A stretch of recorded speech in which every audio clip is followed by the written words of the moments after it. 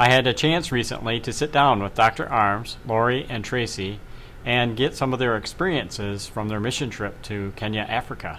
How are you? Good. What was your inspiration for taking Dr. Arms up on his mission trip this year? It's something I've always wanted to do, and knowing that he and the family and someone else from the team was able to go too, and that thought of doing service above self is a core value of mine, and I could think of no better way to do that and to spend it with Doctor and his family and whomever other team member was going to go, which ended up being Lori, and Lori and I had a fantastic time. And so yeah, that's really where I was at with it. I just wanted to experience that in another culture and be able to give back in the same way. What was the most defining moment for you in this trip? Oh, I hope I can share this without getting too emotional. Uh-huh. There is a home that's called the Almaleka home, and it's a home for girls who have either been rescued from a situation in their home that they are sent off as children to be brides to older men, and they also have been scarred in some way from genital mutilation. It's a very cultural thing deep in the Kenya, Masai Mara area. The tribes, they have a lot of reasons for doing this, but our lead for the mission, which is Kim DeWitt, she has opened a home for these girls as a refuge for them to get away from that, and it is their school as well. So they go there and they are schooled, and they learn skills. They learn more of an American way or a culture of what a relationship should be. Okay. And when we got off of our bus, all of us that were involved in the mission went to the front porch, and we were greeted by all these girls.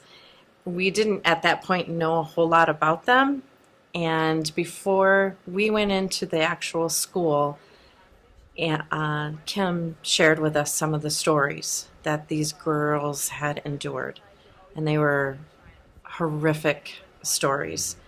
And just the description that Kim gave us as to the resilience of these girls, what they've endured, and how they have flown beyond that. And they don't look into the past. They were stories of girls who were 8, 9 years old who had been married off, and they left their families, and they're now this wife to an older man, and just all the things that go along with that. And also, there were several girls within this home who had been victims of the genital mutilation, and Kim gave description of how that process goes. I was so taken back just hearing her stories, and she attached a name to one of the stories. And so we knew which girl she had been talking about when we walked into that room, because they all introduced themselves to us. And the way that they wanted to greet us was by singing and dancing. Yeah. And as soon as I walked in and we sat down, the girls were in the middle of the circle where we, as the mission group, had sat, and they all started smiling, these huge smiles. They were dancing and singing, and I was overcome with emotion because I could not believe that these girls had endured what they had endured, and they were able to express that joy and gratitude to us. It was very overwhelming. We had a physician there who is from Hungary, and she happened to be sitting next to me, and this was not her first mission trip or her first experience at Almaleka home. And she saw that I was crying as they were greeting us, and I felt really kind of embarrassed. Like, I felt like I need to be more grateful for their joy, but I was still feeling sorrow from our talk on the front porch. And so it took me a while to transition out of that. And what I soon found is that these girls were so resilient. They do not think of themselves as victims at all. And all they can think about is the future.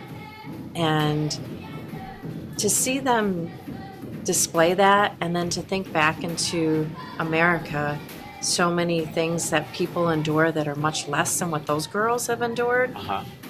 and how it has affected some American people, children, adults, whatever their trauma had been, and the counseling that is needed for that. Somehow, some way, these Kenyan girls have rose over that.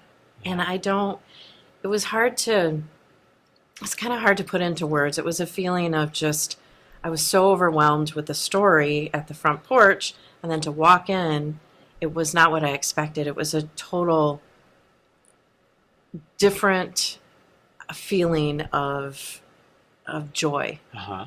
and it was hard for me to understand how they could be so joyous. Yeah. So that was the most impactful. The girls, we got to spend the day with them. We each of us had like one girl that she would show us around, show us her room, and I ended up being able to do a bead bracelet with the girl that I spent the afternoon with, and she made one for my granddaughter, and so I brought that home, and that's a story that I'm sure I'm going to share once my granddaughter understands a little bit more. So cool. Yeah, that was very impactful, the most. And the other part of it was that we were able to go on a safari. Okay. And that was so amazing to be so close to these animals. I mean, the lions were literally 3 feet from me. Wow. Of course, I was in the vehicle, but they were right there, and I could hear the flies that were around them. I could smell them, and they just sat there. Wow. I think they're really used to having people come through on a safari, but Okay. I saw things that I know I have never seen before, and I hope to see again, but I may not. So that was the second thing. What a fantastic opportunity. Yeah, it was awesome. I guess finally, what would you say to others that are considering maybe a mission trip? What would your thoughts be to them?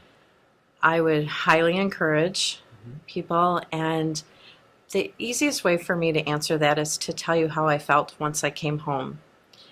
I left Kenya and came back to America, and honestly, I felt as though I left a piece of my heart in Kenya. And I want to go back. I'm getting emotional talking about it. And I have an open invitation to go back to the home, the Almaleka home. And I'm hoping to do hygiene services for the girls there. And so that's something I'll be coordinating. And who knows, maybe someone else here from the office can go as well. I know that that's what I want to do. It changed my perspective on how grateful Kenyans are for as little as they have. And I sometimes feel the opposite about our world here in America. And it changed the way that I look at things. And I would invite anyone to go and experience that same change. Well, thank you for being an ambassador for Life Smiles. Thanks. Yeah, I was proud to be there, and